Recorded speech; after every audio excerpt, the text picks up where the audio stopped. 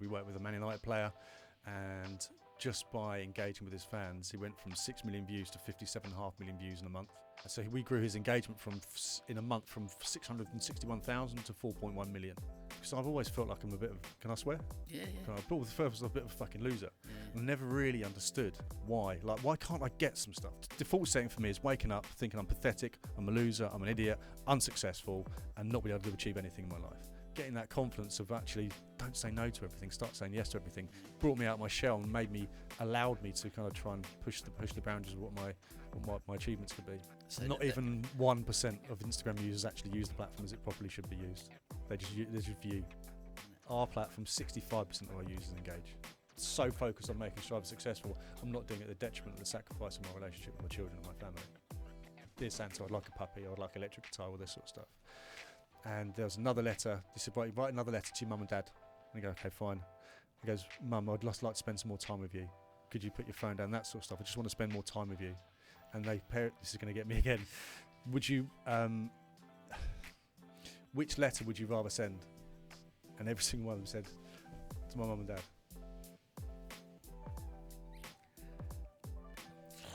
And I said, look, I think this is time for me to get another job.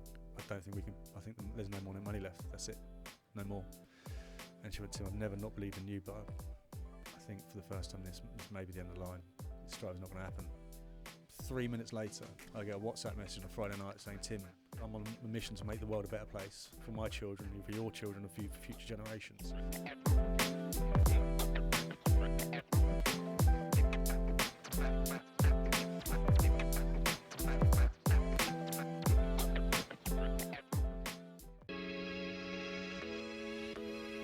I'm on a mission to help the world to see success differently. Through sharing the stories of our guests, I hope to inspire those that listen. This is the Different Hats podcast, produced by H2 Productions. I hope you can join us on this journey.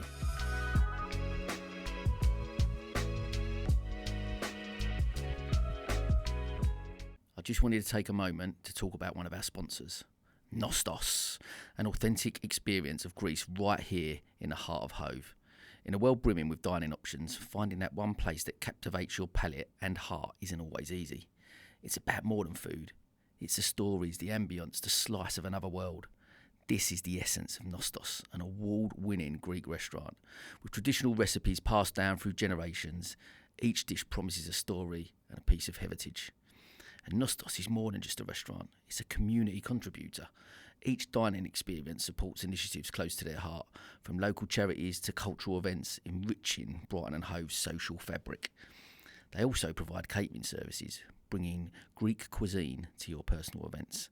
For a taste of Greece without leaving town, visit nostos-hove.co.uk. And when you do go, say Sam recommended the feta nests. Oh my God, they are amazing. Okay. Welcome to another episode of the podcast. Today I am talking with a founder of the disruptive social media platform Striver, the world's first abuse-free social media platform created by footballers for fans. Welcome, the legendary Tim Chase. I'm not sure legendary. I think my two co-founders are legendary, more legendary than I am, but God bless you. I've got to put you in now. I've seen the three of you on stage. Gilberto Silva, Roberto Carlos, how's that? Very bizarre, mate. I live such a weird life now. It really is bizarre. I think when I meet some people, other footballers and things, they go, "Is this some bloke like played football? You just don't remember him." Like they can see that look in their eye. You know, when you meet someone, and you go, "Have I met you before?" I think I have that when I meet the other fortunate enough these other footballers, because I'm with Roberto and Gilberto. I think they go, "Who's this bloke?" Or "Why don't I know him?" I'm like, "Well, I was most improved player 1988 for Steding Town." Steding striker, they've seen you at Steding, I'm sure. Mate, of course, they're just untapped. I was untapped gold, I was. Mate, listen, so great to have you on. We've obviously known each other for quite a few years now. When we started True Challenge, we got put in touch by a mutual friend, didn't we? And it was great to see that, but it's been amazing to see, you know, we're delve into it, like how you pivoted and how it's evolved into what it is now. It's been emotional. Mate, wow. Well, look, as with the podcast, always I like to, everyone's story starts somewhere. Find a little bit more out about you and where your story started. So tell me a little bit about life growing up and how that shaped who sits in front of me today. Yeah, so I lived in a little village called Steding. Back there now. So yeah, mum and dad, I think they were massively influential in my life. Dad knew absolutely nothing about football. He used to live out in the country. I don't think he ever kicked a football until he became my father. I'm the oldest out of two. But I always remember being every single game. He used to travel loads for work, but I don't think he ever missed a game of football of mine. And he was actually my coach from like under 9s till under 16s kind of thing, and knowing absolutely nothing about football. But he was there every time. And I think that kind of, now as a father, I think being present I've realised is more important than kind of anything. You know, you can be there, but you might not be present. So I've recognised that. And I think we weren't a wealthy family. We never went without. We weren't hungry. We weren't wealthy or anything. And so we didn't have a surplus of cash. So I think that's where their parenting of me was perfect to bring me into what I do now. I think so. Before, if I wanted a new pair of football boots, a new pair of trainers, I'd get the Gola specials from Woolworths for about a tenner. I had a pair of them. Mate, I think everyone was High Tech. Maybe it was High Tech. Sponsored by Dennis Wise, wasn't it? Yeah. And so if I wanted those are the boots they would give me. That's it. That's what you got. But if I wanted a bit better, didn't have to go and earn it. It's like you get a 10 or 15 quid, whatever it is for this. And I think that's what led me onto the entrepreneurial spirit of why not just build something. So I remember, I think I was about 12, and me and my mate were doing a car washing round, just washing the cars from up and down the road. And I found out that all of my mates were too scared to go and knock on the door and say, "Would you like your car washed?" So I realised that I could be that person, which meant I didn't have to do the hard work of washing the cars. So we split it 50-50. So I used to go and knock on the door and say, "Would you want your car washed?" And they'd put a smile on my face and they go, "Yeah, of course." And I send my mates over to go and wash it, and we split it 50-50.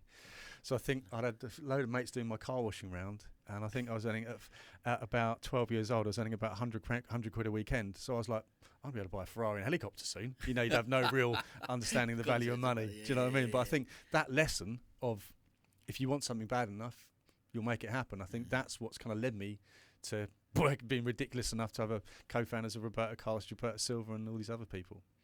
Oh, that's incredible. I always find it fascinating when I talk to entrepreneurs who come on, and some people who go, never imagined I was going to run my own business, or never thought that I tried a few things, didn't work out, and then I stumbled on this and this happened, and then they built businesses, whatever. Can't ever pinpoint necessarily that entrepreneur, but when you talk to someone who really had that entrepreneurial belief just from such a young age, I think I've always had it that I always say it on the air, I watch too much Only Fools and Horses. I think that was you can tell with your accent. Yeah, mate, that's me. That's me. I still win that and everything. But it fascinated me to find out. So was there talk to me about life at school? What was that like? Your formative years? Do you enjoy school? Was it? I don't really know, because I've about a year ago found out I got ADHD, which now makes total sense. I think anyone who's ever met me goes, "Well, of course you have. You talk too fast. There's too many things going on." Do you know what I mean? It's not a surprise to anyone, but nobody thought of telling me. So I found out that was it, and it was basically I got bored super quickly. I got things quite quickly, but I got bored so quickly. I'll be looking around, and then the teacher, and I actually see my oldest son doing it now as well. If you're either in and you're laser focused, or you're out. There's nothing in between, and just sitting down monotonous. If I couldn't understand why we were learning it, I'm out of here, kind of thing. So up until I was about 14, 15, just before GCSEs, I was doing okay, sort of A's and B's sort of stuff, and then just totally fell off a cliff. I think puberty, girls, that's when I stopped playing football and stuff as well. So I think it all just fell off the cliff, and now it all kind of makes sense from this ADHD stuff. And I think it was a tough slog because I never really felt like I sort of fitted in. I kind of flit in and out of sort of friendship groups, and I just kind of never really feel like I could like I fitted in, kind of thing. I wasn't an unhappy sort of kid, not at all. I just go from one friendship group to another and then back again. So I think it wasn't enjoyable, but I don't want to look back on it with super fond memories. Sure, it's really interesting. Like a lot of people I've had on who, have had a neurodiverse diagnosis later on in life, and exactly that response where they've gone, it just all makes sense now. Yeah. A good friend of mine, James Dempster, come on. He's only I know James, do you know Joe? Lovely guy. And he talks about his autism and that he got diagnosed later, and he just goes, it just makes sense now to me. And we think because I've always felt like I'm a bit of, can I swear? Yeah. I brought the first was a bit of a fucking loser. I never really understood why. Like, why can't I get some stuff? Like, I get stuck in a rut of not understanding something, and it was really used to frustrate me. It used to go, well, I'm the idiot. I can't understand this. I'm an absolute fucking idiot and a loser. And it's not until I found it out I was like, well, actually, I now need to combat that now, because default setting for me is waking up thinking I'm pathetic, I'm a loser, I'm an idiot, unsuccessful, and not be able to achieve anything in my life. That's the default setting, and I know I've got to get out. I've got to lift something heavy. I've got to have a cold shower, and I've really got to look after my diet and my sleep. If I don't sleep well, I mean all sorts. I've got 3 kids, so I'm on hiding to nothing already, and one of them's 1, right? So I'm on hiding to nothing anyway. But I think that has made me realise actually I've got to fight these kind of feelings that aren't attached to anything. Do you know what I mean? They're not attached to me being pathetic. I've not done anything pathetic. You know, I'm fighting for Where does that come from, though? I think that's just my default setting. It is just my default setting. Have you, from a young age, you was like that, or only have you noticed that as you've got older? I've only really kind of noticed it and put a kind of notice to it since I've been older. I was always really kind of quite shy, which sounds weird right now, right? And I think I just got to my life. I didn't know what I wanted to do at university. Which is fortunate because I wouldn't have gone there anyway because my exams were shit. I didn't want to be an architect or a psychologist, so I took a year out and set up a removal business with a mate of mine, and then found out that I was quite good at that. And it wasn't until that I was that bit working on the removal vans, realising this is what real hard like, and the camaraderie. And they always said, Tim, we used to love working with you because no matter how rubbish the job was, you didn't complain about it, you just get on with it. You know, and I think that set me well. There's no point complaining. It's got to get done. The more you complain about it, the longer it's going to take. So I think that's the attitude, and that sort of brought me out of my shell a little bit and going, actually, you're not unique. You're in a bad way. Just go for it. Stop saying no to everything because you're worried. Start saying yes. And I remember watching the Yes Man movie where the guy changed his life. And I was like, bollocks, I'm going to do that. And literally said yes to everything. And that's changed. I must have been 22, 23, 21, 22, 23. And just went, do you know what I've done now? I'm not going to say no to everything now. I'm going to start saying yes to everything. Sometimes there's a detriment. And that's sort of that age group. I started in recruit. So found out I was good at recruitment. So moved to a company called DGH Recruitment, which I still see the guy now at Wickwood's, Nigel Gunn, one of the directors, and he really kind of saw a little bit of potential in me. I was sort of too nervous. Thought I could do the job, but being on the phones and trying to sell was a real problem for me. And in recruitment, that's not ideal. And he was like, Tim, you've got potential here, but you've just got to fucking pick up that phone. And I was like, okay, fine. And he supported me through that, and I respect him so much for giving me that kind of supportive nudge in the right direction. So he really helped me, and then I went on to set up my own business that I then kind of sold back to the original me and the 2 founders. We kind of agreed that I'd move on, then set up another recruitment business, and on that journey eventually set up what we got. So I think getting that confidence of actually don't say no to everything, start saying yes to everything, brought me out of my shell and allowed me to kind of try and push the boundaries of what my achievements could be. I love that because I'm very much a yes man. I will say, because for me, I always think of life as an opportunity. So if someone said, "Oh, come meet you for coffee," what can come of that conversation, right? You just never know. There is that. Then you get to a certain point in your life, and you're saying yes to so many things. You go, actually, there is the power of saying no as well. When I'm on a journey, I think, to try and find that balance there. I think there's definitely a balance, because I'm 100% in agreement with you. I think it's an opportunity, and if you say yes to things, stuff comes with that, right? And you know where you're going to come out of that. I'm just keen to tap in a little bit. I just want to on that process of you've set up your own businesses, and yet that narrative. I talked on here previously about self-talk and the narrative that we tell, the stories we tell ourselves. You've alluded to it a little bit there about the story you tell yourself, pathetic, those type of things. But yet you still get up and do it. Why is that? What is it inside you that goes? Is it that you're trying to prove something different to yourself, or? That could be one bit. I think without seeing a psychologist, I wouldn't necessarily know. I do see a psychologist occasionally. I just don't know. I think it's because I'm so passionate about what I do, and I'm so I believe in so much what we're trying to do, and it's no one else is trying to do it, so it's down to me. And so I'm very happy that the buck stops and the pressure's all on me, and it's just got to get done. That's my attitude. It's got to get done. I'm the one to do it. Let's just get on with it. And I don't think that self-talk is constant in me all the time. It's just the first hour of the day. If I don't do that, I've just got to get out and start fighting. I need to start fighting the world, so to speak. As soon as I wake up. If I have to dither around and we have to wait to go out with the kids, I've got to get out and either go for, just go to the gym for 10 minutes or half an hour, or a cold shower or a cold plunge. just got to do something just to get me moving. Sitting around and waiting and doing stuff just winds me up.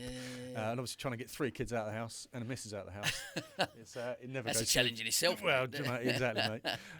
So that self-talk, I don't want to think too much that I'm a depressive character. That's absolutely not. It's just the first part of the day. I know that's my ADHD talking to me, and I know I've got to snap out of it. And as soon as I'm out of it, right, let's go. Then the warrior mentality comes out, and you've got to go. We've got to get it done. Yeah, well, it's fascinating. And like I said, I suppose having that diagnosis helps with that, doesn't it? It helps recognise, because like you say, you start to recognise. Well, otherwise you go, well, am I depressed? Am I suffering with anxiety? I think I've realised that actually it snaps out, and that feeling is gone. As soon as I get in the gym, I'm literally jumping around the gym, bouncing off the wall. The walls going, now I feel better. That's what I needed. It's recognising those outlets that you've got, something that you need to. Because, like you said, you look at what you have achieved, and you look at you look at your history of recruitment companies and your journey even so far of how successful you've been and what you've achieved, and you putting out a social media platform to start a social media platform that's gonna be a big disruptor, which is, and we're going into that a little bit more. But I'm keen from the.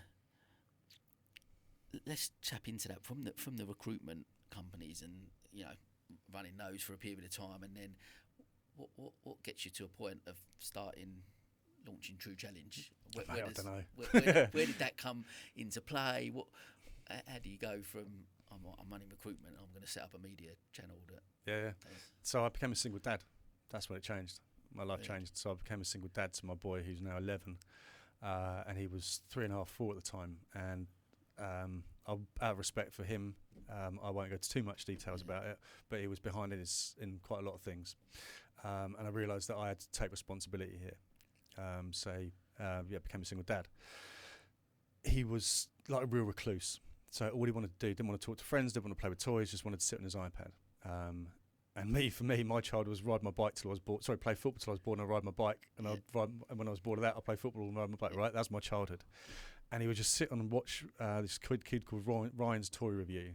A 9-year-old kid, and toy company used to send him toys. He used to unwrap them on video and then play with them. And I'm like, why are you watching a kid playing with toys on YouTube when you've got toys in your bedroom you could actually be playing with?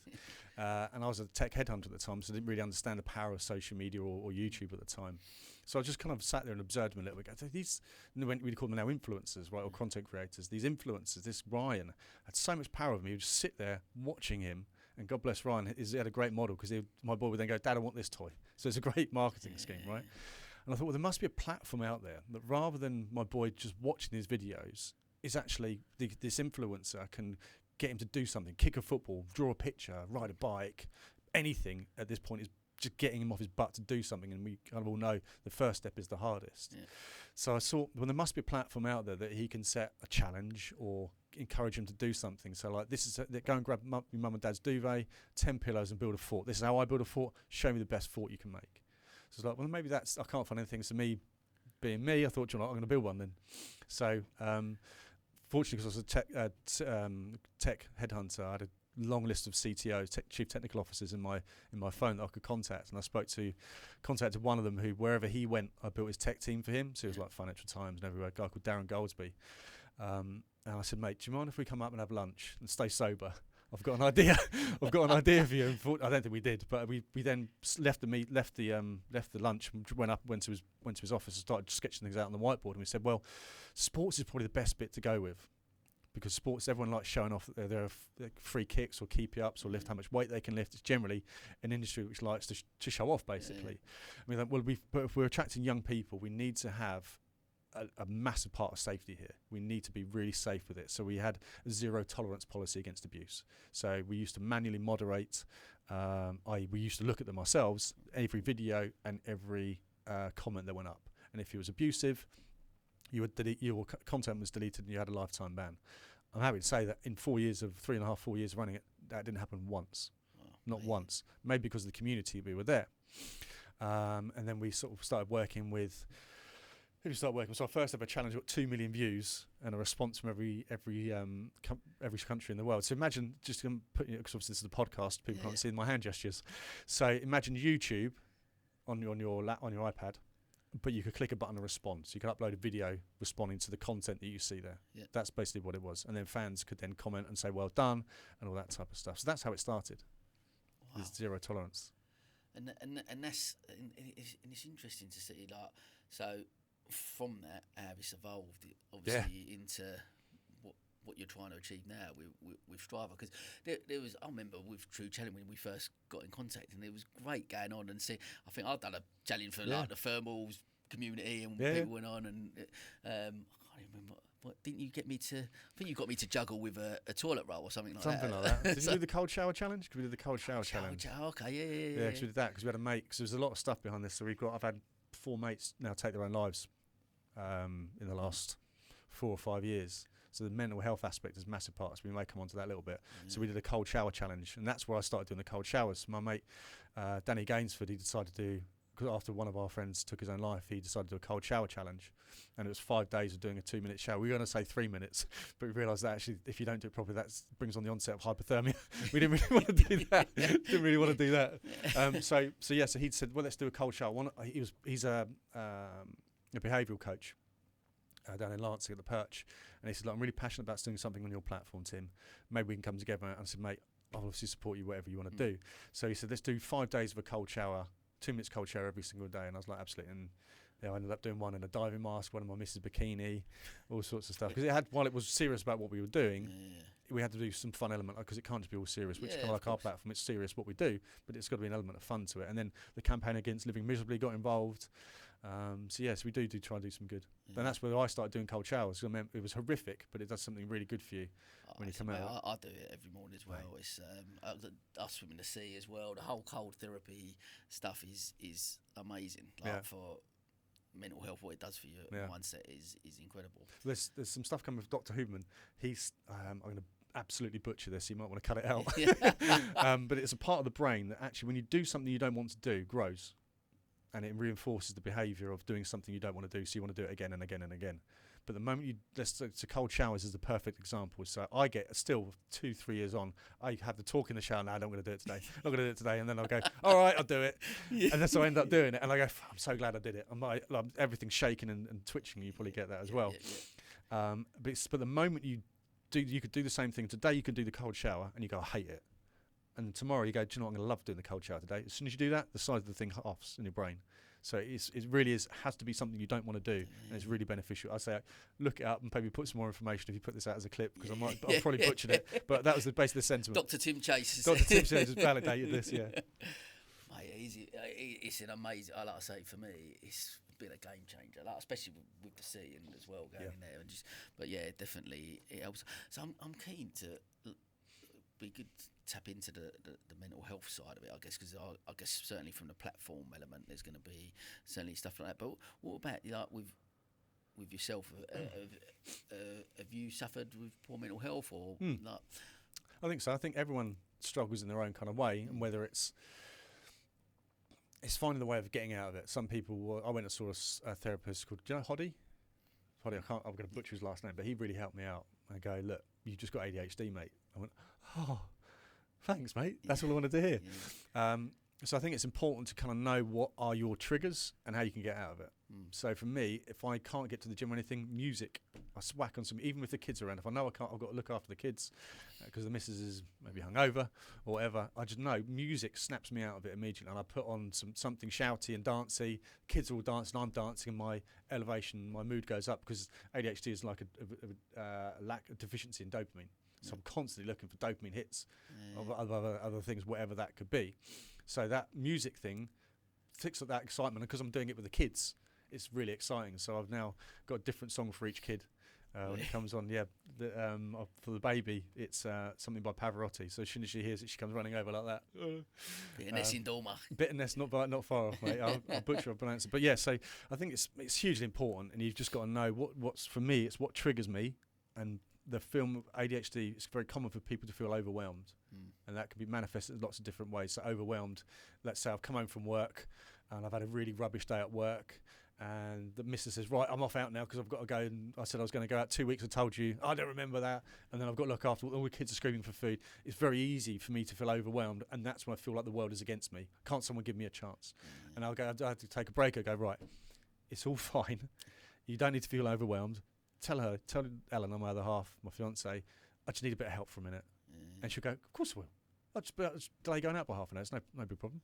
And then all of a sudden it starts on one. So overwhelming leads to frustration, which leads to anger, which leads to feel that pathetic and all that sort of feeling. So I think it's important for everyone to understand what their triggers are, but also that you can get out of it. And it's also really important to have an ally, I think. Someone that you can just talk to. Yeah, mate. I think that's certainly, I've talked on it a few times about, if I've got into some dark places from time to time, and the key is talking to people. It is, man. It's and I guess like you'll know more than most when like you've alluded to, a few friends have taken their own lives, and suicide's still the biggest killer in men under 45, and you go, oh, why is that? Because it's so difficult for us to communicate in this way and be able, and the fact that you're able to come on and share those thoughts, and me and you can have a conversation about it now and go, you know what, actually we're going to feel shit from time to time. Can I talk about it? Well, I think blokes, we know when our mates are struggling. I think we just know. I think as blokes we don't know what to say. I think we don't know what to say because we don't want to upset them and make it worse. I think that's possibly a bit of it. We know, like, Sam, I don't know if you're, mate, I can see you're struggling, mate. What's up? Talk to me about it. I don't know if you're going to get your back up because you're struggling a little bit. I don't know what to do to say to you. I can see you're struggling. I don't know what to do. And I think you've just come back from Australia. I think they had a project called Sheds. And it's basically a bloke could take something to fix. It could be a lawnmower, and go to fix that. And basically go to shed with the other blokes and go, I can fix that. I've got a spanner. Come on, give me over here. I'll bring a spanner. Goes, I need a hammer for that. Steve, you got a hammer? Yeah, bring it over. And they all start fixing it together. Then the conversations start happening, and it improves the mental health of that. I think tackling it head on is probably not the way to go with certain blokes. For me, it'll be, would you fancy around a golf? Would you fancy a beer? And as you're walking, because it's not if you're looking directly as we are looking directly at each other, it's too direct for us to talk as men. We need to be sitting next to each other in a car. So whenever my oldest boys, as every kid does, goes through things at school, I get in a car and go, right, let's go to the marina and play a bit of pool or go bowling. In the car on the way back, that's when we have our most honest conversations. It's getting them out of that, snapping them out of that behaviour, and it's not direct. Right, talk to me about it. It's actually careful about how you phrase it to elicit the true feeling of stuff. So I think blokes, I don't think the problem is recognising it. I think we don't know what to do with it. That's such, you know what, I've never thought, you're exactly right. I think it is that. It's that we just necessarily know how to communicate with it. Because as blokes, because we, in the past, it's been, I can't talk about it because I've got there's this persona that I've got to have with me. That I think those barriers are coming down a little bit more. So the next step is exactly that. There was a suicide charity that mentioned about this and saying about, are you okay? And then you go, but are you really okay? And how you try and trying to rephrase and reframe some of that. So on a scale of 1 to 10, where do you sit? Where are you on this point? And trying to allow people to talk about it in a certain way. Do you know what I mean? I think that's something that needs to be looked at in some way. So Simon Sinek said something. He's a guy, I don't know if you know Simon Sinek. I love his stuff. He's done. He's shared something, or I saw a video of his recently that I actually shared, and it's actually, you just need 8 minutes with someone, and they don't ask you to solve anything. You just sit there with them, and you go, we don't even have to talk if you want. And Theo Von said it when they had, I can't remember the name, Sean Strickland, I think. Was it UFC fighter, big tough guy, started crying about past life, past trauma. And Theo Von said something perfect, and he said, look, we don't even need to talk about it. We can just sit here. We can just sit here, and I'll sit here with you. Sometimes that's all the people need. They don't need you to solve it. And I'm guilty of that. My natural instinct is to be a problem solver. And I think I'm guilty whenever someone says, I'm not feeling great or something, I try and fix it. I'm learning now to actually, they don't need that. They just need you to sit with them and hear them out. And Simon Sinek says it takes 8 minutes. 8 minutes is all it needs. So and it's hard for us to ask for advice. So I put out saying, just send me 8 minutes. Or have you got 8 minutes? That's the bat signal that's sent up to me. If you need anything, any of my friends, or anyone needs anything, send me 8 minutes. Or 8, just the letter 8, the number 8. That's it. That's the bat signal. I need you to spend some time with me. And it can be walking, anything. I absolutely love that. You're so right as well. As I think, as maybe as men in general, we are at heart fixers. That's what we want to do. Yeah. You're right, exactly that. We want to solve that problem. You're going to come to me with you're coming to me with a problem. Because you want me to fix it. For you, but I don't need you to fit. You just, sometimes sit in the mud with me. You just want to.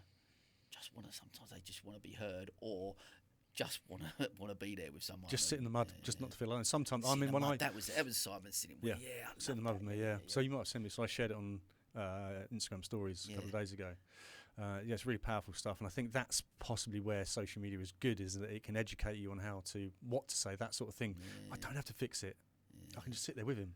Sometimes we just sit in a pub or sit on a bench in the park, sit here and go, mate, I'm here for you. I'm going to shut the fuck up. You talk to me whenever you want to talk to me, but I'm here when you are, mate.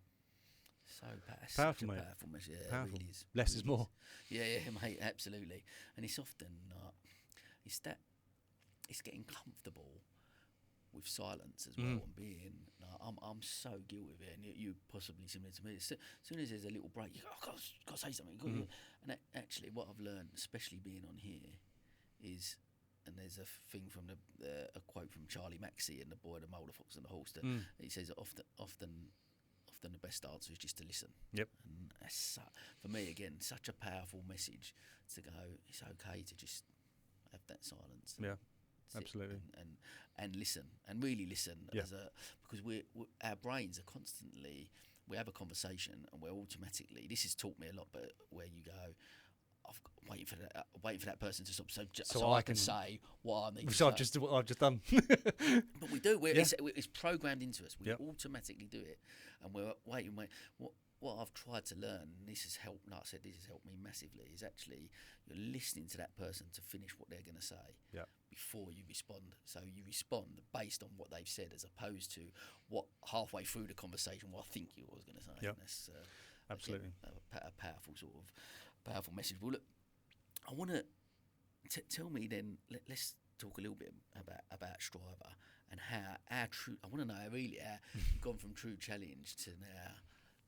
You've started this media platform that has evolved into now what is going to be. Is going to disrupt social media. My right? sleeping patterns. my blood pressure is disrupting everything at the moment. So we.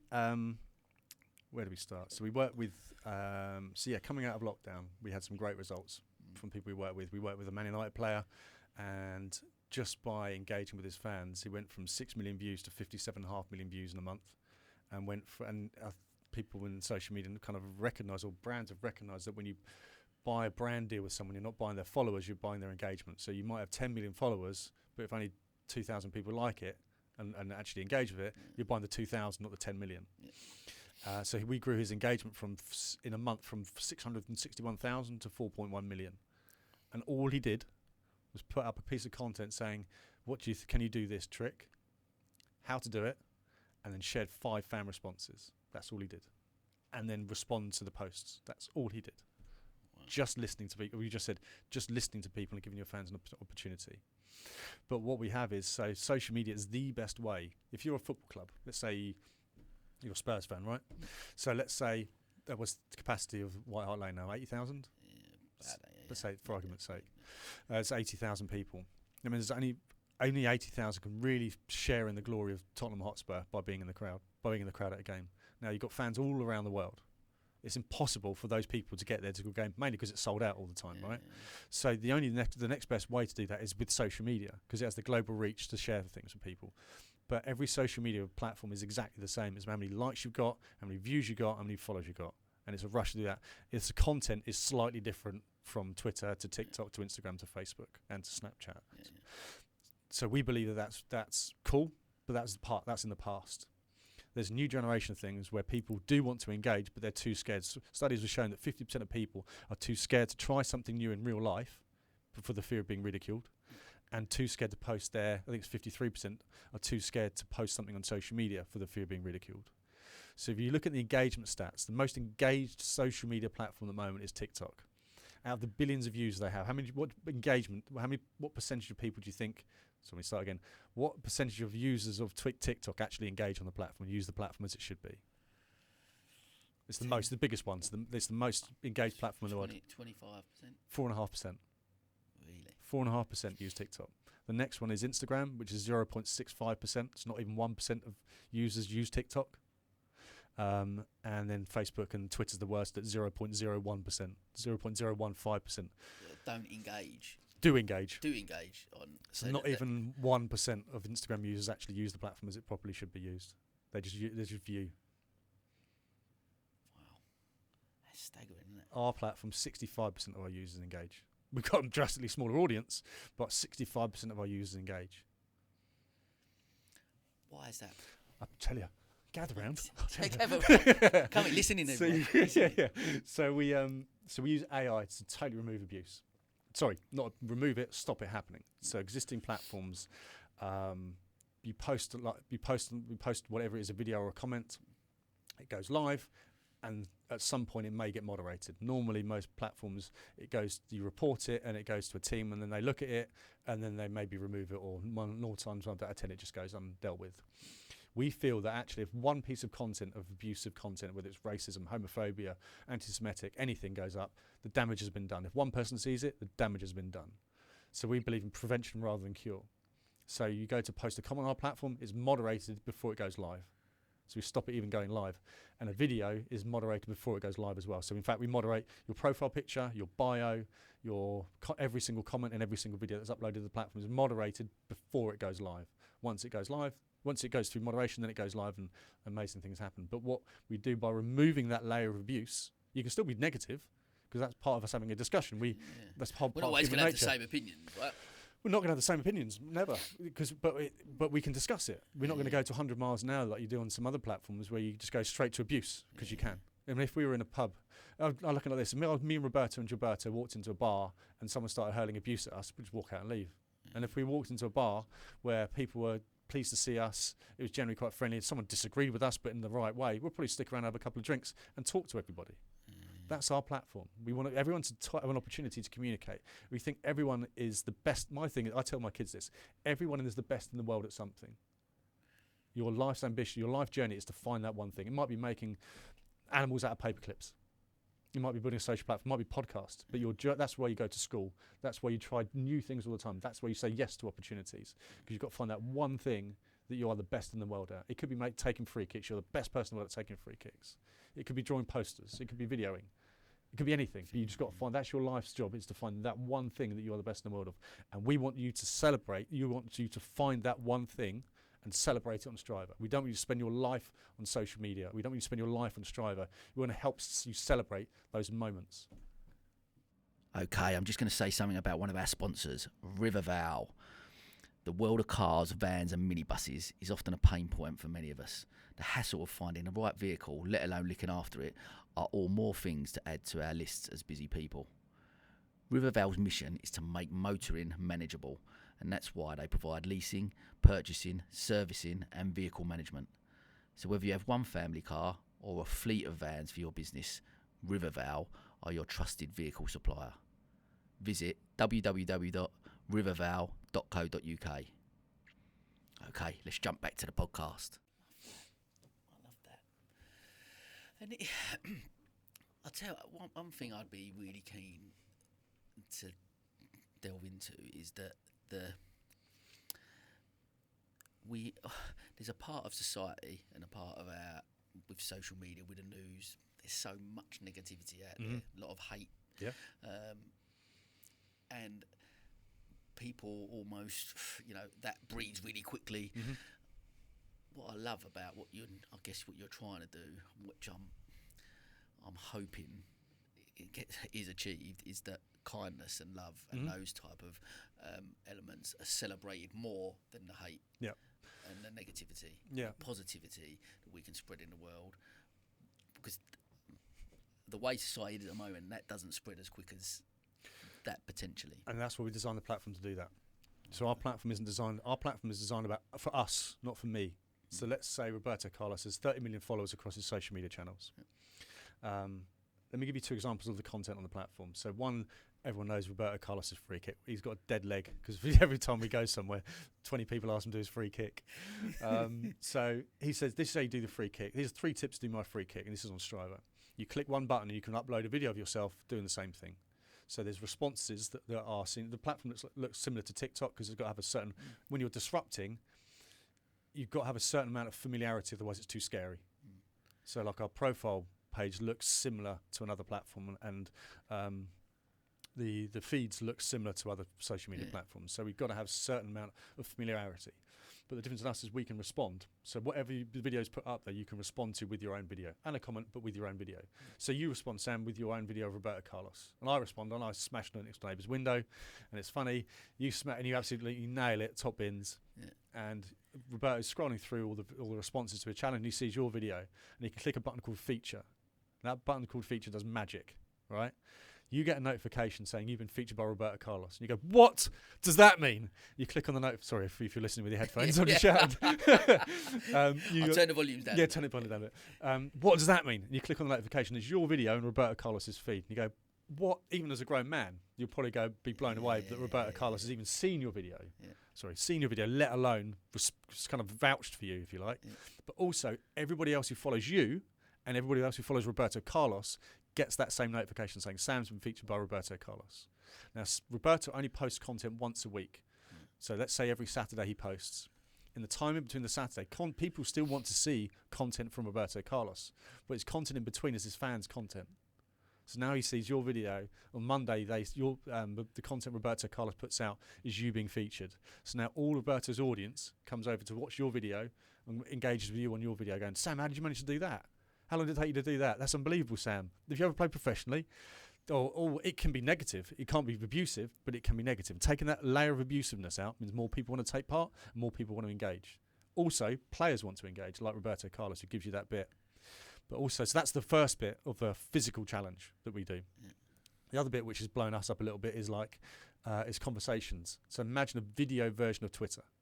So Gilberto is obviously an Arsenal legend. He says, what do you think Arsenal's chance of winning? I know you're a Spurs fan, so forgive me. What do you think of Arsenal's chance of winning the Premier League this year? And I'm a Chelsea fan, but we'll pretend that I'm an Arsenal fan. And I respond saying, do you know what, Gilberto? Great win against West Ham at the weekend. 6 goals, it's unbelievable. And obviously beating Liverpool the week before that, 6 massive points. I think we've got a great chance. We've obviously beaten Man City twice this year as well. So I think there's a great chance of us winning this season. I do worry about Jesus, though. He's injury prone. I know he had surgery in the summer. He's also not a 20-goal a season man. I would have liked us to do something more in the transfer window. So that's the first. So Gilberto's is the first video. The second layer is my response along with a few others. Gilberto can feature my video in the same way that you got featured by Roberto. And I go, oh my God, Gilberto Silva's, I wouldn't say it now because it does my head in. But you, generally speaking, you go, oh my God, Gilberto Silva's featured me. What does that mean? That because all of the Gilberto Silva fans then go over to watch my video, they can then respond to my video. So they can go, you know what, Tim, I disagree with you. I think we've got a better chance. And Jesus is banging them in at the moment. Plus, we're getting goals from everywhere. We don't need a 20-goal a season striker, man. We don't need that at all. I still think we're going to win it. It's still going to be tough to beat Man City again, but I think we're going to win it. So he then can feature. So you imagine the first video is started by Gilberto. Then there's a layer of responses. He can feature any number of those responses of the fan responses. People then respond to the people that respond to the video that he's featured from other fan responses, and you end up with this huge web of conversations with your fan base of everyone engaging, giving their opinion without any abuse, without the threat of being abused, without the threat of being shamed or ridiculed. And all Gilberto does is start a video, start a conversation, and jump into the conversation every now and then. And before you know it, you have this wildfire of conversation going on. Again, not necessarily positive, but free from the fear of being abused. And this is all monitored through AI, is it? Yeah. And moderate. So, but is every single response moderated before it goes up on? Yeah, every single comment, every single video. So it takes an extra 0.5 of a second for us to moderate a 3-minute video. Say that again. So when you upload a video on our platform, if you compared it to YouTube, let's say you're uploading a video, 3-minute video to YouTube. You're at home, decent Wi-Fi, you're uploading a 3-minute video. However long it takes with YouTube, let's say it took 20 seconds with YouTube to upload, it would take 20.5 seconds with us. So we'd moderate that 3-minute video in 0.5 of a second. that was going to be my next question, because we're in a society. Sorry, mate. Do you want to not say? Do you want to cut that bit out and you can ask the question? No. The point was going to make is that there's so much of society and there's so much of social media that it's that the interaction's got to be that instant, isn't it? That's incredible that it's that quick. So firstly, we get the argument that you're affecting my freedom of speech. We get that kind of question rather than levelled at us, and we say, well, actually, you stop people's freedom of speech by allowing too much abuse. If you knew you were going into a chat, you wouldn't post something on social media into a room because you knew you were going to get abuse for it. So actually, removing the freedom of speech, because it's just the person who shouts loudest and is the most abusive. You go, I can't be bothered with that. Whereas if we're not stop people being negative, we're just stopping the high level abuse. And as soon as you remove that out, then people want to engage and people want to converse. I want to come on to some challenges, and we'll talk about that as a whole for the business. But I'm keen to just touch on this point now as well, was what other, because you mentioned there about some of the feedback you've got, freedom of speech or whatever. What, in a world where social media platforms are, do you know what I mean? What other feedback have you had that might prove to be challenging?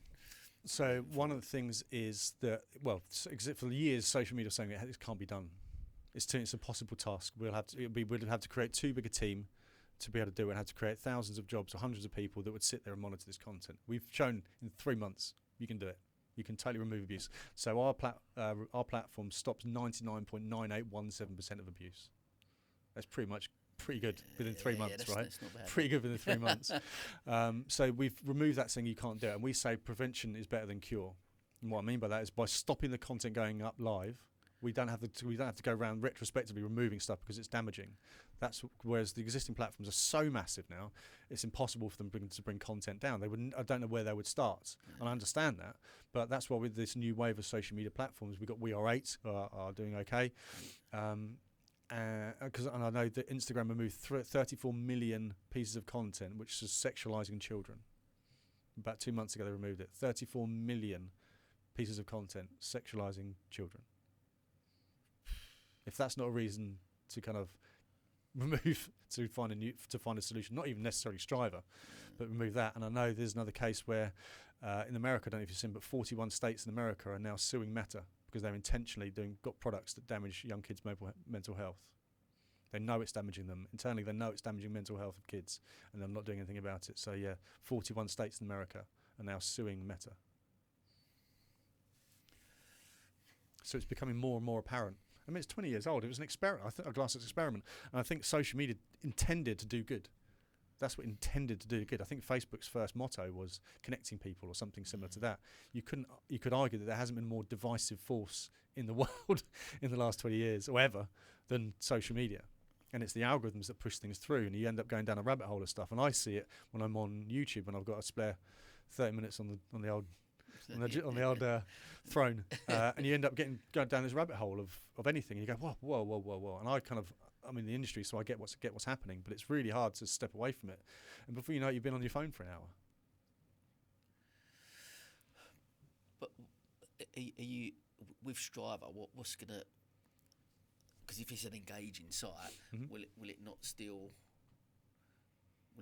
create that for people? Will it not still create that rabbit hole for people that want to be on it, and they're waiting to see Roberto, God, is he going to pick me? Is there not still that, maybe? Good question. So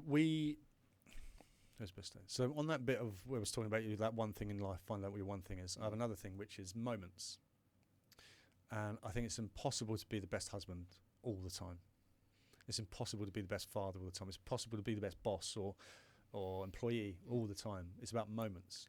And you've got to have those moments which you remember. Oh, do you remember when we went to Cornwall with the kids and we went crabbing?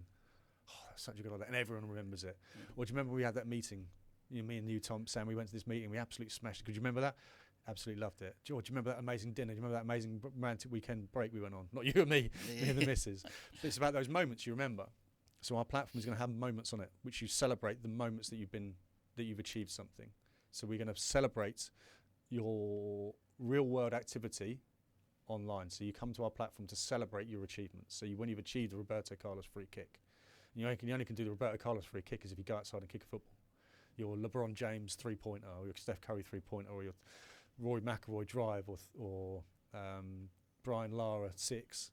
All these moments you can put on our platform and celebrate, maybe even with Brian Lara himself. Brian Lara recognises it.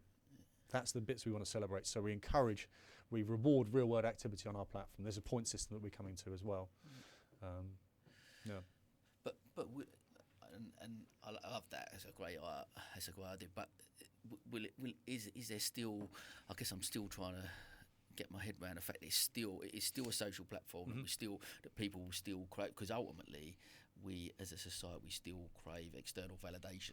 We do, don't we? So we're there's still that point of I'm putting my real world activity on there that I still want to crave those likes or those things. It's really important. So we work with a guy called Professor Paul Dolan, and you could win a challenge. So let's say Arsenal did a challenge, and they had 100,000 responses, and there was one winner of it. Human nature is that if there's only one winner, I could alienate 99,999 people who would never take part in a challenge on the platform because they didn't win. So we had to come up with a solution to keep people engaged, because social, when you see stuff on Twitter, can you follow me? Can you retweet me? There's all that social currency, social currency, online currency, which people have. It's the blue tick. Yeah. Now you can just buy it. So it's the value of it has gone down just because they wanted to make some money. So we had to create a value proposition on our platform with activities which rewards behaviour. So that feature thing is better than a retweet, because it's actually him saying, I really like what you've done, showing his whole audience. So it's a supercharged version of a retweet, basically. It's a recommendation. And we changed words so you don't have a like on our platform, you have kudos. Now, the definition of the word kudos is reward for achievement. So it's not like as arbitrary. Yeah. I like you looking at a bikini, I like that bit. Whereas kudos means well done. Yeah. So it's a small, subtle little change that we make on our platform that do that. And I think we'll always have a constant battle of people sticking themselves and constantly churning through and watching content. But there's other platforms you can do that on. We're not saying don't use any other platform, just use Striver. Use us as part of it. And we won't have an algorithm. We don't have algorithms which are constantly trying to churn you to keep up with watching this. Our algorithm is, we've seen you like this. We've seen you taken part in this free kick, Roberto Carlos free kick challenge. Have a go at this Harry Maguire free kick challenge. Or have a go at this, or have a go, we've seen you you've done a Roberto Carlos challenge, maybe you're a Real Madrid fan, here's a bit of Real Madrid content, which you can engage in. So our platform is all about engagement. Our platform, we would rather have one video with 100,000 responses rather than 100,000 videos with no responses. You've got other platforms for loads of videos, to watch videos. Our platform is about engaging. It's the engagements that's the key, and I guess because ultimately it was social media, Twitter, to create a platform to have conversation. Yeah. To, like you said, to some connect. Amazing things. To connect initially, and has it gone down? But like you said, is it created something that has meant that we're more disengaged and not in the moment of? We're not just necessarily disengaged, but we just. With people in the room, for example, yes, I'm sitting absolutely. there on my phone when my kids are playing in front of me. I think we're all guilty of that. I do. I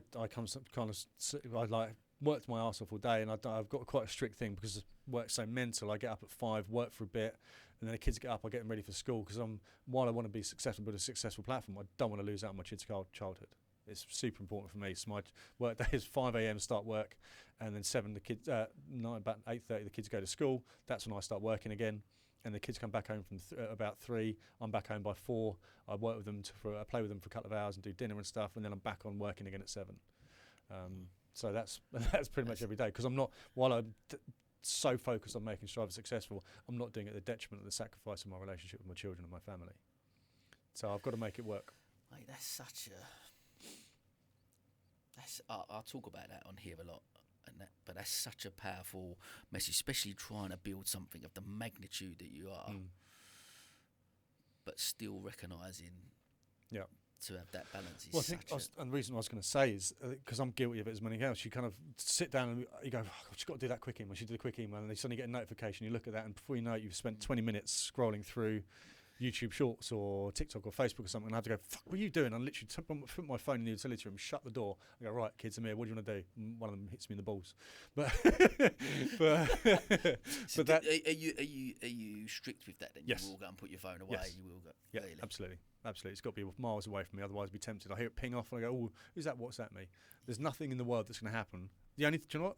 The only thing in the world that's going to happen that I need an urgent notification of is something that's going to happen to one of my children. I'm with them. There's nothing more important that could happen. There's nothing more urgent than that. Everything else has a time scale that will wait for me. And I say it to Eleanor, my other half. She suffers a lot with mum guilt because she works. And I said, look, it's 3 o'clock, the kids come home from school. Put your phone in a different room, turn your notifications off, do what you're going to do. Spend time with the kids. Otherwise, you're going to be working with the kids. You'll be working when you should be with the kids, and you'll be with the kids when you should be working. You're never going to do it. You're in a thankless task. Turn your phone off, or I'm going to throw it in the garden. Spend some time with the kids, and then we both get back on working when the kids go to bed. It's really interesting you talk, because it almost like holds a mirror up to, I'm sure, a lot of listeners. That's exactly as what well. I've done. Do you That's know exactly what I've done. Do you know what? Sorry to interrupt you. We're talking about listening, and I'm interrupting you. No, So go. there's a Christmas advert which almost brings tears to my eyes. I remember crying my eyes out when I saw it first. It was an IKEA advert, and the voice, there's the young kids, probably between the age of 4 and 8, for argument's sake, and there's a load of kids, and they said, right, you can write a letter. You can write a letter to Santa what you want. Okay, they write a letter to dear mum, dear Santa, I'd like a puppy, I'd like an electric guitar, all this sort of stuff. And there was another letter. He said, right, write another letter to your mum and dad. And I go, okay, fine. He goes, Mum, I'd just like to spend some more time with you. Could you put your phone down? That sort of stuff. I just want to spend more time with you. And this is going to get me again. Would you, which letter would you rather send? And every single one of them said, to my mum and dad. Every single one.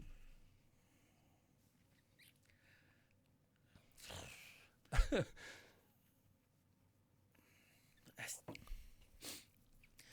does you, doesn't it? Because you, as a parent, sit there and listen to something like that,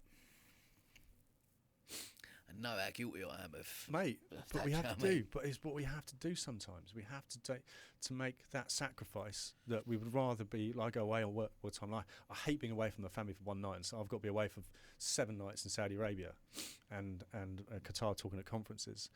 And I've got to make the sacrifice, but the kids don't make that sacrifice. They're not willing to make that sacrifice yet, but they've got to understand. Do you know what I mean? It's got to. You can't be. There's no such thing as the perfect life, and sometimes we have to do things to build a house, to put a house over there, to put a roof over their heads. But it's just being aware that when you're not working, fucking throw your phone away. You know, it's just done. That video's just done us, right? Mate, And how honestly, powerful that is. yeah. And that video sticks with me. And as soon as I'm on my phone for 10 minutes, I'm going, "What are you doing?" And I get pissed off that I'm even looking at my phone. I go, "Right, kids, let's go and build a fort." Do you know what I mean? But it's recognising it. I love that.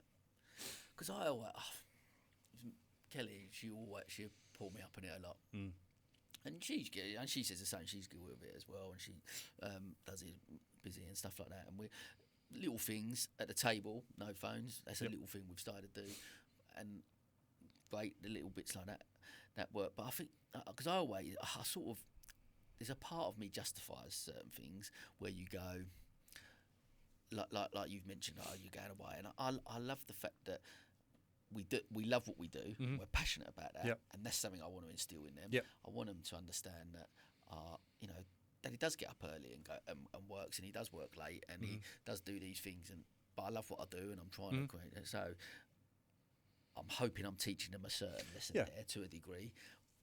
But if I'm being completely honest, I think that's me trying to justify me not doing, not going. Fucking chuck that phone away. I need to be here with you because I'm there going. And my wife Kelly has said to me a lot, "You're here. You're not really here." And even if I haven't got my phone, I'm not really there. We run businesses, mate. It's all consuming. There's not a moment in the day where I'm not panicking about, are we going to make payroll this month? Are we? It's all consuming. All consuming. But my kids didn't sign up for that. They signed up for stupid dad Tim, not miserable bloke Tim. And actually, now I've switched that. They're actually one of my releases. So me dicking around with my kids is the best release to not think about work, because they won't allow me. One of them wanted me to dance. One of them wanted to draw with them. One of them be talking about FIFA. There's no better way to not think about work than do spend time with the people you're doing it for. And I think we can't beat ourselves up. There's never been a harder time. Like parents, it's really hard for parents now. Like I remember my mum didn't work very much. There's no chance of families nowadays where one parent stays at home. It's nigh on impossible with what's going on. So we've got, while we can beat ourselves up a little bit with having the phones, we've got to give ourselves a break and go, it's really fucking hard at the moment. We've got to give ourselves a break. But what we can do is go, do you know what? I have to go away for work. I have to. Daddy has to do that. They need to understand that that you have to work, and it's important to have a strong work ethic. And they can see that. But there's no excuse for not being present with them. Because that's the bit that will kill them. If you're not there, they go, oh, daddy's at work, or mummy's at work. That's the bit they can deal with. It's when you're sitting there on your phone. Not even if you're sending a really important email that is really important, absolutely cool with that, absolutely cool. If you're dicking around on LinkedIn, social media or playing a game, there's not really any excuse for that. Mate, I completely agree. Taking the wind out of this podcast, haven't I? No, mate, honestly, mate, this is one of the in honesty, one of the reasons I've started this and I wanted to do this, because I wanted to have these real conversations, and I wanted to be and talk about a lot of the stuff that I struggle with. This is therapy for me, right? Yeah. This is cathartic for me. But I talk to people who are in it with me, doing the same things, running their own businesses, but actually being able to be honest and talk about the things that we all struggle with, and we can all post on social media. I've just been to Australia, and I've had a great time in Australia, and I did have an amazing time in Australia, and I did work while I was out there. I didn't switch off completely. I did, but I was in the pool with them, and I was in the pool with them, and I was playing, and I was there at that moment and not thinking about work, because I'm able to get up and I've got some stuff done before people are up, and that was, I'm okay with that. And I think that's the juggle of trying to get to that point where you go, what is it as individuals?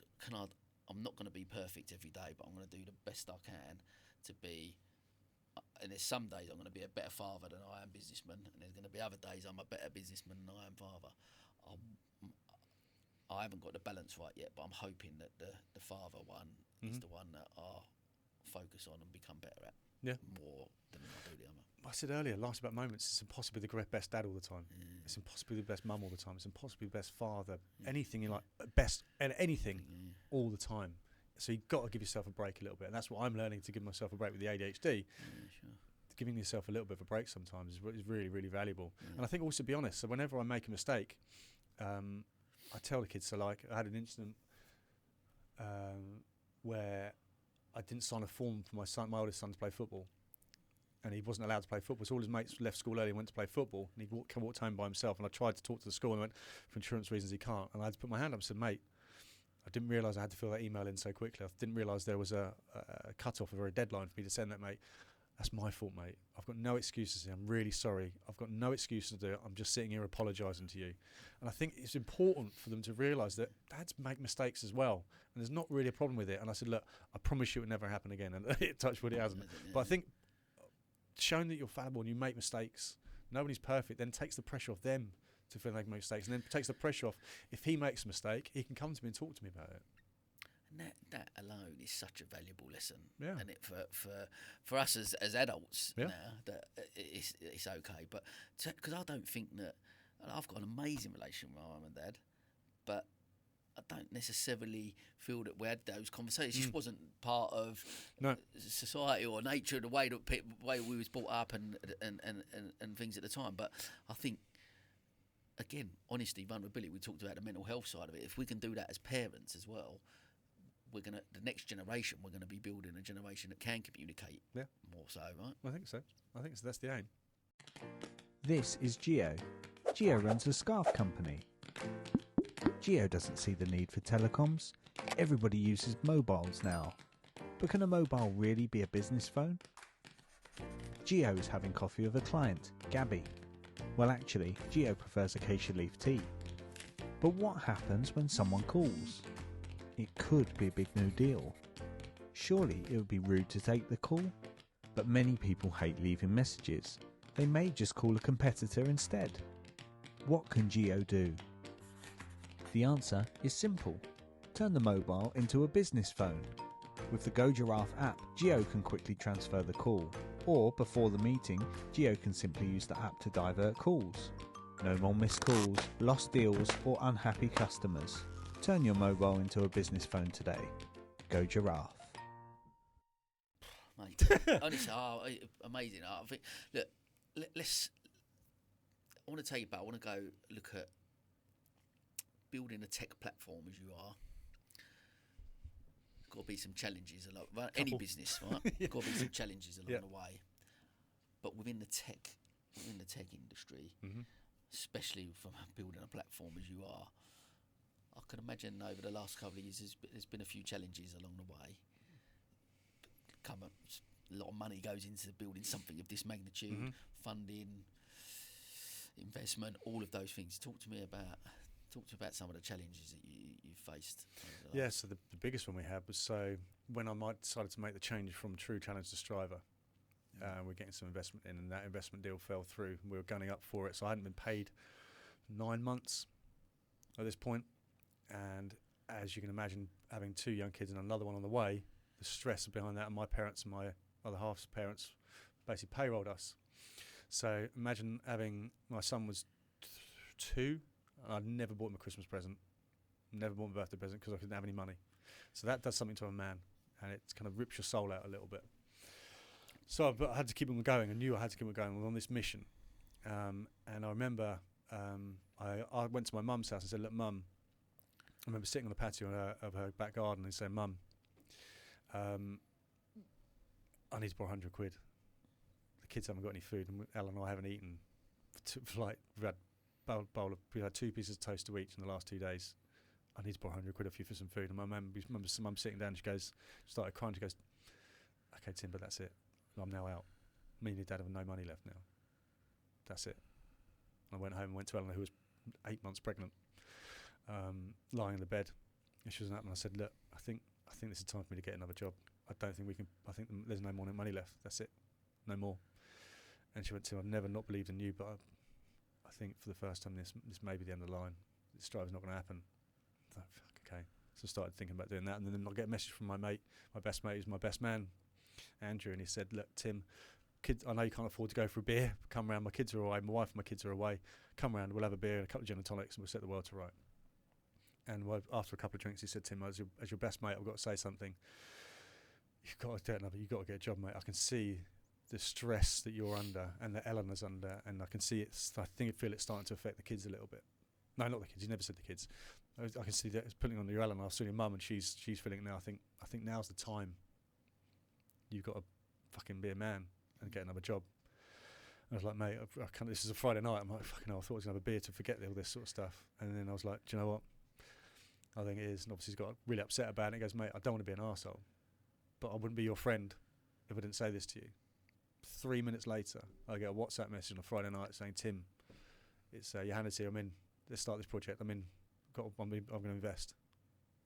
And just the elation, the relief on my shoulders was like, fucking, I'm going to start the project. And I was like, I can pay the kids. I can get Christmas presents for people.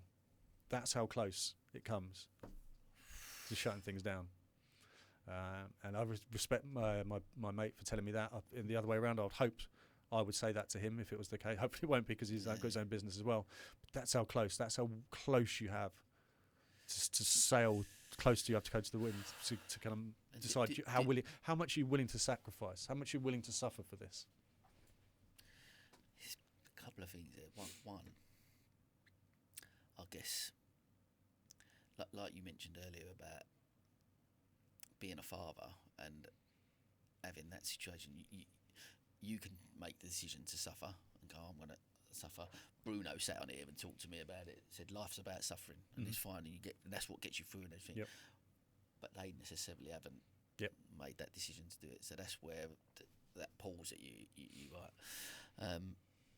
If you go back, add that text message not come in, do you think that could That would have been it. That would have been it. Really? Yep, that would have been it.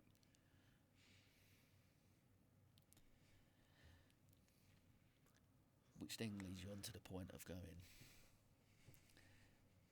things happen sometimes for a reason. In anything in life, business especially, need that little bit of luck, little bit of right time, right place. And here you are got out of that, from that situation, and building something that's going to be quite special. Let's Yep. be honest. If we do achieve what you have, and I guess the tough thing is as an individual having that resilience to hold on to that point and Yep. coming back from it, right? Yeah. I don't know where. I genuinely don't know where it comes from. I think it sends you a little bit mad. This entrepreneurial kind of thing. It sends you absolutely mad, and I think it's just this unwillingness to quit. I'm not going to quit until this is successful, no matter what it takes. Obviously, without the detriment of my family, but I'll suffer as much as it needs to take to make this successful, because I feel like I'm on a bigger purpose here, not just make Tim a millionaire. That's not why I'm here. I'm here to I'm on a mission to make the world a better place for my children, and for your children, and for future generations. The world can't go on with being this abusive to each other. And the social media goes into the real world. People think it's okay to abuse people on social media and okay to abuse people in the real world because of that. And I think by making a small change online, that could hopefully transmit and translate to the real world. And that's my mission, is to make the world a bit of a better place. My job as a human, before I pop my clogs, is to make the world a little bit of a better place for my kids and their kids and their kids. Mate, what a purpose, right? That's it. We go through, I talk a lot on here about finding our why, our purpose, what we do, because ultimately the whole measurement of success, we'll come on to that a little bit later, but on measurement of success, that it's not on a financial status. No. Of course, we want to get there, we want to have that. I get the feeling both of us are not driven by money, right? No. The lack of it Mm-hmm. is what keeps us up at night Yeah, and stresses us out. absolutely. You still got your hair, you're lucky. Well, it's great. It's falling out. It's great. It's taking me longer to wash my face and less time to wash my hair. But is it that? What's the alternative? I guess for me, I always question what is the alternative to this life. It is going to getting a job, and I've always said, right from the start, I will. If it ever gets to a point, I'll go and stack shelves in Tesco's. If I had to put food on the table, I had to do that, I would go and do it. I'd like to think that I'm in a position where I've doing what I do, or and I'll get to a point where I always will find a way. Always find a way. I think that's what we do. We're problem solvers, like you said. We always will find a way to do it. But it's so interesting. Like Kelly always says to me, "What will it take?" Like, so we've been into some dark places, and sometimes she says to me, "What is it going to take for you to just go? I've got to stop this now. This dream and this thing that you're trying to do, or these things you're trying to do. When are you going to stop and go?" And but I don't know what I for me personally, I don't know how you feel about this, but I don't know that I've got that. I would always do it if I needed to, but there's that belief that there's something more out there. Yeah. So I think some people talk about the fear of failure, and people say you just obviously have no fear of failure. And I go, well, I don't think I have a problem with the fear of failure. I have a fear of not trying absolutely everything. That's what I have a fear of. Is not not leaving bullets in the holsters, not trying absolutely everything. And when I feel like we tried absolutely everything, then I might go, okay, this wasn't a great idea. But with the people we have behind us, the Roberto Carlos of the world, Harry Maguire's, we've got unbelievable players, FIFA coming on board. And we're going to other sports. We're doing some really amazing things in music. I probably can't talk to it now, but I'll tell you off air. And I don't think that there's anything there until I go to the point we've tried everything. If I generally can sit, I'm going, we've tried everything, there's nothing left. Then I may give up. But there'll always be one other idea. And the beauty of ADHD is I've already had 10 ideas while we've been sitting here. I love that. Because what is then? You talk about that fear of failure. What is your relationship like with failure? I've had some horrific failures in my life. Talk to me about that. Actually, for a couple of legal reasons, I can't. not I've been arrested or anything, but for NDAs I've signed and stuff. Sure. So I've had some big failures that have been really traumatic. But financially, or not necessarily. Financially, emotionally. I think, but it's results of that whole thing. That which doesn't kill you makes you stronger. And I think it's your determination. You know, I don't. No one else tells me when I quit. I'd say when I quit. And this thing only fails when I quit, and I ain't going to be quitting anytime soon. Because it's again, it's back to that resilience piece, isn't it? And recognising inside us that we've got something that don't want to. No. But so for me, like the failure piece, I remember closing the salon, and I felt like that was a failure. Yep. And I felt like, but I learnt so much from that you reframe that in your head, that you go, I've come out of it, and I guess that's where there's no fear for me of failure, because failure is how we learn, and it's tripping up, and it's like you look at True Challenge as that started, it's pivoted and changed into something else that maybe not exactly what you thought it was. So miles away from where we started. Yeah. So, and especially in tech, there's got to be that thing. There's got to be things that you're going to constantly try and make mistakes, right? Absolutely. So we've got to be trialing and testing all the time. We're trying and testing and trying and failing and trying and failing. And there'll be 9 out of 10 times we try something, and there'll be 9 fails and 1 win. And we've got to be able to risk doing that. You just had to be able to risk doing that, otherwise you just stand still. You've got to be able to. I think there's more. I'll be more worried about not trying new things to stay ahead of the curve, and not being willing to pivot when we know there's an issue coming down the road, and not pivoting to something else. That'll be more of an issue for me and probably my shareholders if I wasn't willing to change, than actually just trying new things. You've got to be able to pivot and adapt, because the market, and certainly tech, changes so quickly.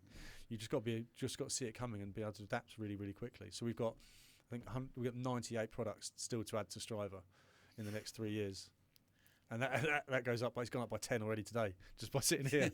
So and they're all about making the world a better place, making the fans feel respected and heard. So it's less about the footballers and stuff, because they've got their accolades and stuff, and I think most footballers, most celebrities and athletes and clubs do want to engage.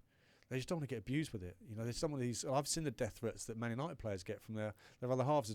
DM me one person who's saying your husband's a monkey 1,000 times, and 1,000 times I hope your kid gets cancer because he misplaced the back pass. That's not all right. That's not all right. Well, it even goes back, like, I don't know if you've seen the David Beckham documentary, but for what happened when he come back after the World Cup. Imagine the social media then. Exactly, yeah. But that's what then. I mean. Like it was disgusting, actually. Yeah. And I've always been a massive Beckham fan, so I was like, it was disgusting how he was treated when he come back, and shows how fickle people, and that's why. And again, look, you highlight something like what happened with Caroline Flack. Mm-hmm. People like you know what I mean, the amount of abuse that people can get, that it is disgusting, and the world's got to change. And is it your belief, or do you feel that Striver, as disruptive, we use that word disruption a lot, that will change the game, where the other social media platforms will have to follow? Is that your ambition for it, or is that like talk to me about that process? Yeah, I can't control what other platforms do. All I can be responsible for me. Yeah. I think they are possibly, because of the shareholders and things like this, they've got certain targets to hit. And if Mark Zuckerberg doesn't hit that, then he could be sacked from his own company. And the same with the other CEOs. So I think they play a game, very, very careful game, which is obviously to do with money. They have to get the advertising revenue in and hit their quarterly targets and things. Otherwise, they're all essentially losing their jobs. I don't have that problem. We don't have that sort of thing because we're not that big. So we can do whatever we want for the benefit of our user, whereas all these other social platforms do anything to make money at the detriment of the user. So we're putting the user first and making sure their experience in the real world and on our platform is elevated. And is that like, because difficult to answer this question, I guess, but when especially being in a position you have been with the financial side of stuff, if you're building something that grows to that, will that always be the primary element of Striver? Yeah, absolutely. It will never be about the 100%. Yeah, 100%. Obviously, there'll be a money-making element to it, but we won't be making... With any business, it's got to be whatever purpose we're trying to achieve in the world, and making money is not a bad thing. No. On the back of that, but not at the detriment of society. Yeah. Of society. Right, look at how divided America is at the moment. I would argue, and obviously we know the collusions and things that the Chinese and the Russians do to utilise social media to fragment the public. So we We've got lots of things that we're adding to the platform, so we'll be able to get rid of fake news. We're doing huge collaborations in music where we can find the latest artists and give the latest artists an opportunity to be found. So we're just generally making, I guess, social media a bit more responsible. Yeah. That's the word. Yeah.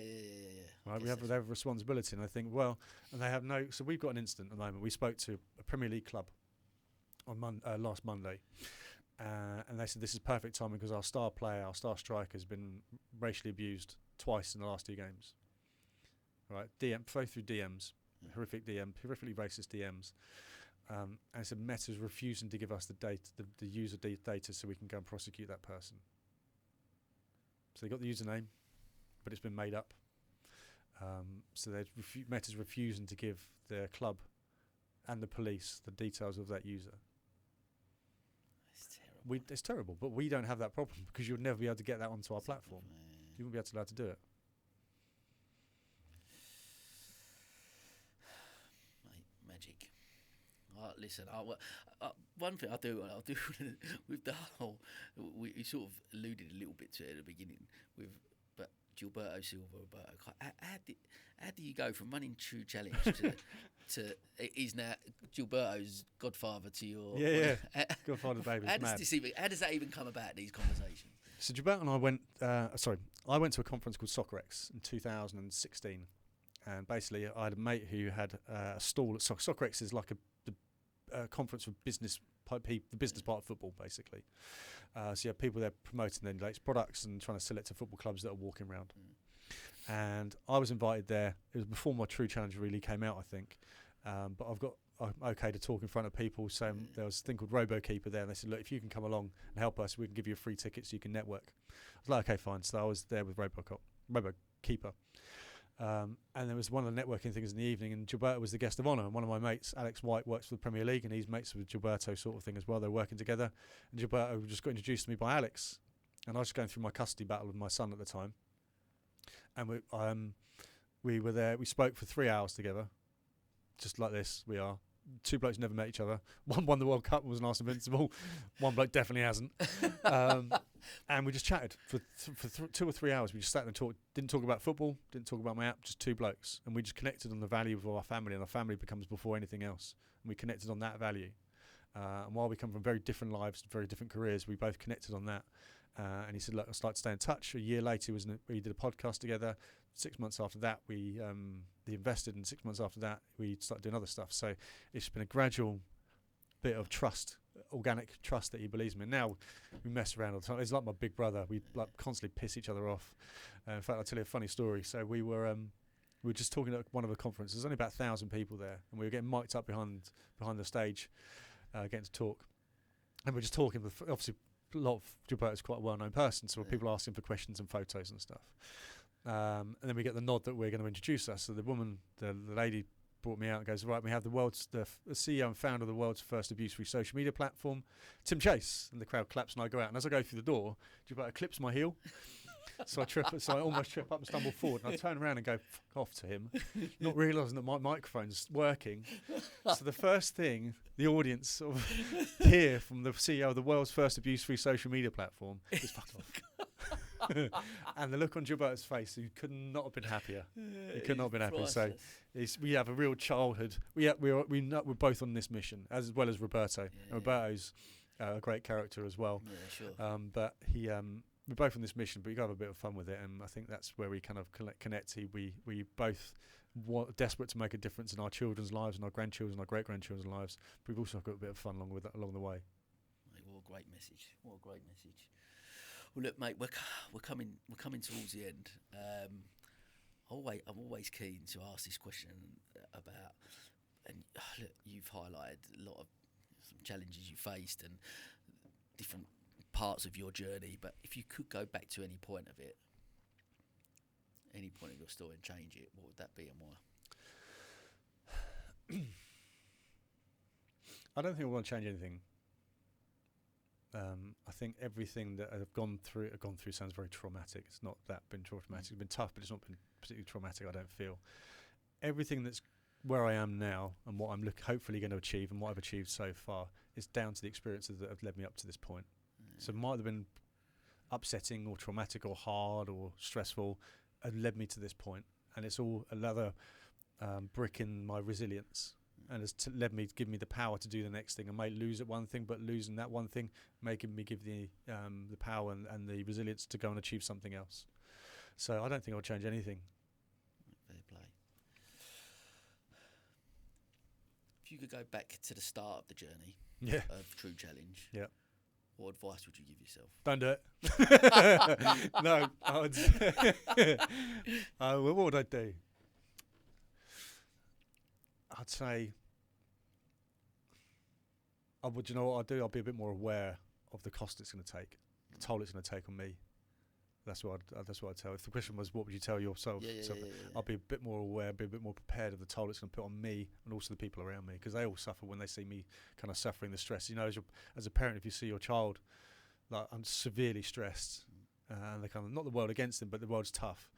You would struggle as a parent. I think that's what my parents kind of struggle with a little bit. They don't really understand the stress that I'm going through, but they understand that I am stressed, and they do everything they possibly can. So I wouldn't be here without them, or my in-laws either.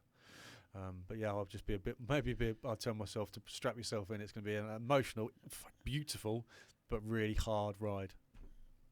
Amazing. And it's hard, I think, because I've talked to lots of people, and there's people who have got to that end point financially and had that security, sold businesses, made millions and blah, blah, blah. And they talk about, and there's the whole cliche of trying to enjoy the journey. And you alluded to a little bit there about having fun, which is a key thing, definitely. But it's hard, I think, like, with the listeners out there and people who are thinking about starting their journey, or people that are in it at the moment as well. And I think it's so important to recognise that it is tough. Being an entrepreneur, taking this journey is tough, and people go, oh, just enjoy the journey. But it is hard to enjoy it all the time, right? It is. There's two things that get me through. One is that when it's tough, this is the bit when most people quit. Yeah. This is where most people quit. So that kind of gives me the power to go through. And there's another story about Australia again. So they're these gold mines. I'm going to butcher this story, but go with the sentiment of the story rather than taking it as the actual gospel truth. So there were some gold miners that bought a mine, and for 30 years they were digging in this gold mine, and were digging and digging and digging. In the end, they were like, we're out of money. We're going to have to sell this place. So they sold it for pittance. 2 days later, the people who bought the mine found the biggest gold reserve in Australia's history. And it was like half a metre from where they stopped digging. Wow. That's the other one that gets me through. Yeah. It's the thought of you stopping that someone else is going to come and... Right. Maybe it's fear of missing out rather than fear of failure. A bit of FOMO. Mate, fair play. Well, look, essence of the podcast is helping the world to see success differently. I know we share, obviously, as we've talked through this conversation, we share some similar values around this, but just always I'll finish off with where you've been, where you are, where you're going. Define success for me.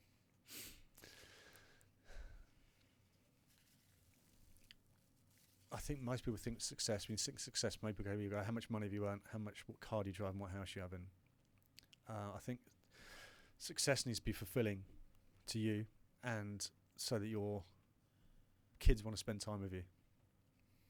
So your kids and your family want to spend time with you. That's success for me. So my ultimate dream is for my parents to be on a train somewhere, or my kids to be on a train for somewhere, and they look between the seat and the person in front of them is almost driver.